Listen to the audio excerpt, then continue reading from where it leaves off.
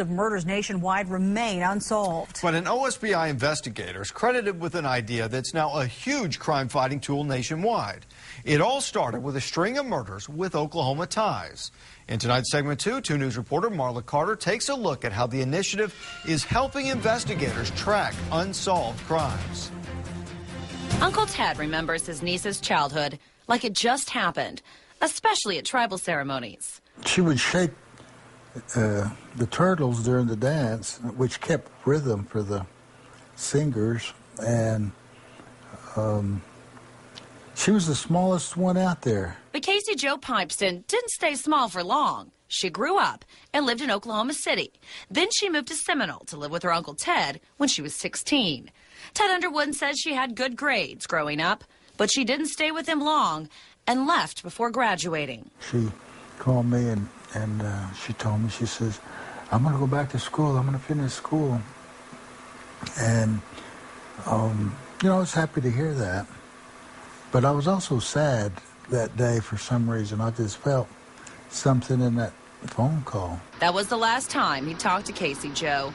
Soon after, her murdered body was found just off of a highway in Grapevine, Texas in January of 2004. At the same time, OSBI investigator Terry Turner was already examining a string of murders.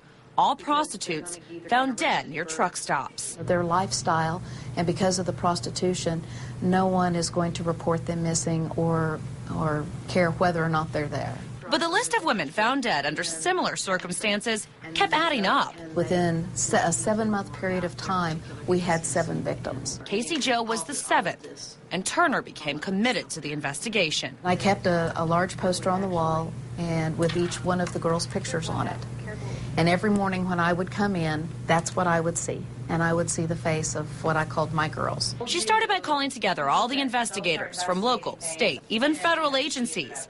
Dozens showed up, and history soon changed. The FBI was so impressed with Terry Turner's investigation at linking the truck stop killing cases together that it created the Highway Serial Killing Initiative based on Turner's work.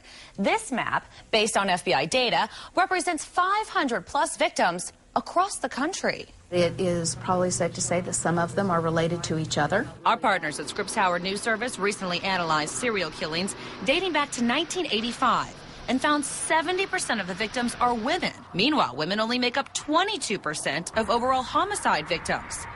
It's a concerning statistic for Uncle Ted, who waited for a break in the case. Then, police detective Larry Hallmark started in Oklahoma's Seminole country. America's Most Wanted aired a story, and a call came in about this man, John Williams. He and his girlfriend are already serving time for killing another woman. Authorities say Williams was already listed as a person of interest in one of the 7 victims' cases. He's now a suspect in Casey Jo's murder, too. Police in Grapevine, Texas, have sent the case over to the district attorney's office. Turner has faith that justice will come. These victims aren't by any means forgotten. As for Uncle Ted, but when I come home to this place, he visits his niece's grave often and says it's a matter of time before he sees her again. We don't have a word for goodbye in our language. We just say, we'll see you again.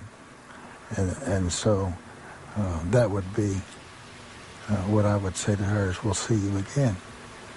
Not in this world, but in the next one. Marla Carter, 2 News works for you.